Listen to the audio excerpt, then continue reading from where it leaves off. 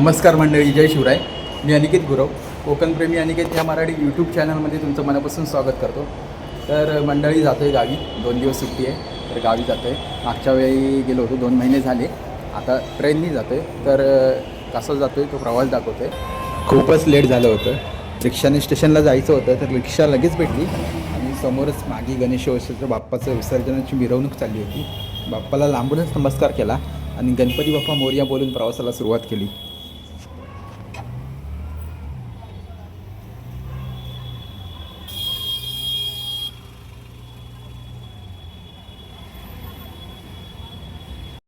स्टेशनला आलो आणि डायरेक्ट चिपळूणची तिकीट काढली. बोललो परत कुठे स्टेशनला थांबायला नको.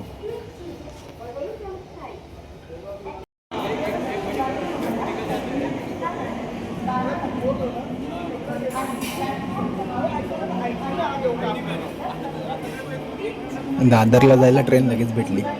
दादरला पोचलो आणि गर्दी बघतोय तर काय बेकार गर्दी. बोललो कोकणकर गणपतीला जातात की शिमग्याला जात आहेत.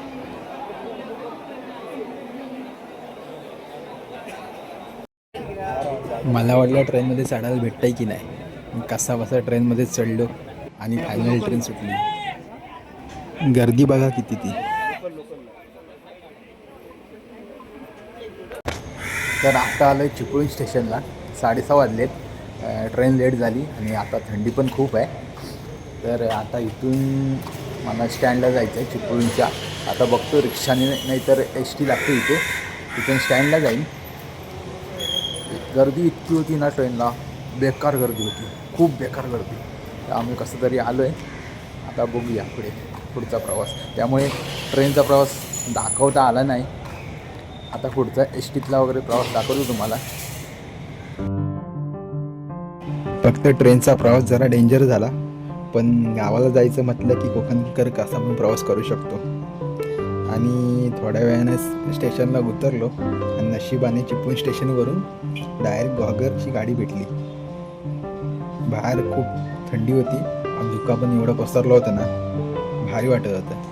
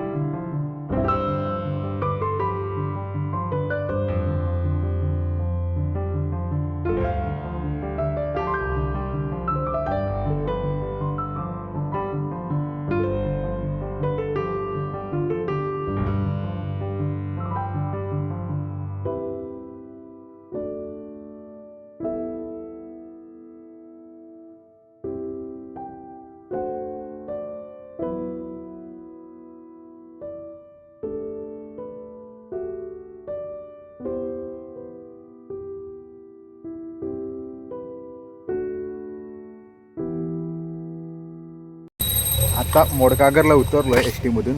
आता इथून गावी जाण्यासाठी बघूया ST किंवा वडापने जावं लागेल. काय भेटतंय बघूया, वाट बघतोय.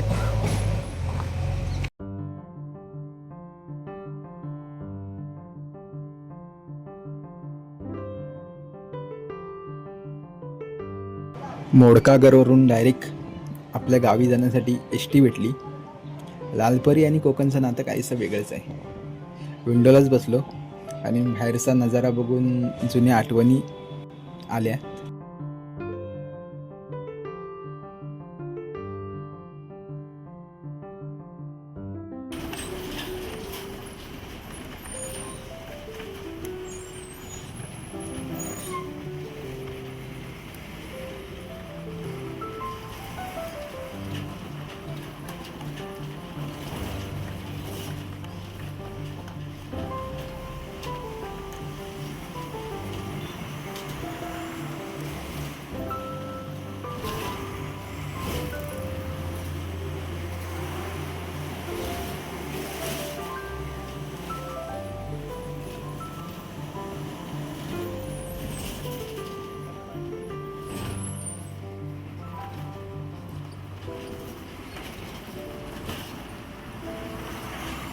गाडी पालशेत बाजारात आली आणि कॉलेजला असताना आम्ही इथेच एस टी पकडायला यायचो. तेव्हा खूप मजा होती. खूप तेव्हाचे दिवस आठवत आहेत. असंच इथे बसायचं एस टीची वाट पाहत.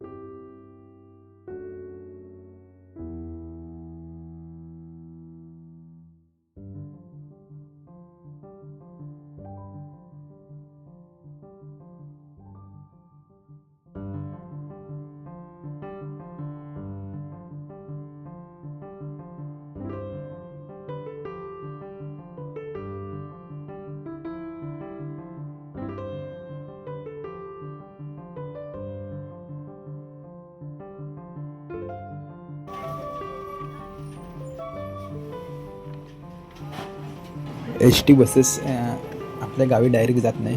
पहिले अडूरमध्ये आतमध्ये व्हाया करते सानेपर्यंत आणि सानेवरून रिटर्न फिरून मग आपल्या गावी जाते.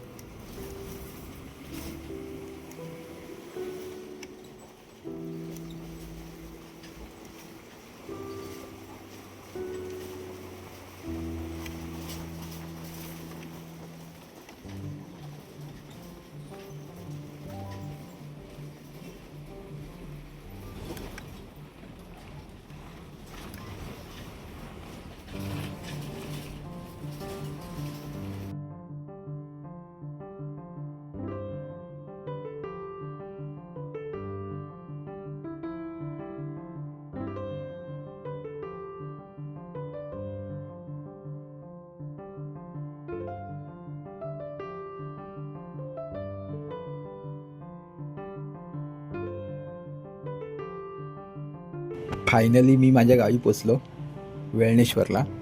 आणि हे आहे वेळणेश्वरचं हायस्कूल. 8वी ते 10वीपर्यंत आहे. इथे मी 8वी ते 10वी शिकलो.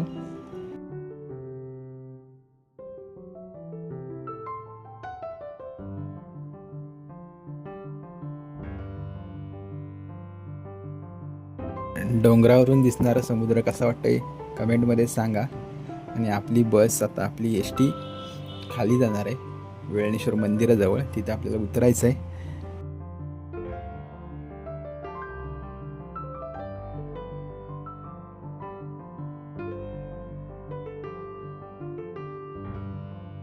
तर मंडळी शुभ सकाळ. घरी येऊन पोचलो आहे, फ्रेश झालो आणि आता चहा पितो आहे. व्हिडिओ काही जास्त करायला भेटली नाही, पण व्हिडिओ कसे झाले कमेंटमध्ये सांगा आणि चॅनलला सबस्क्राईब करा. धन्यवाद.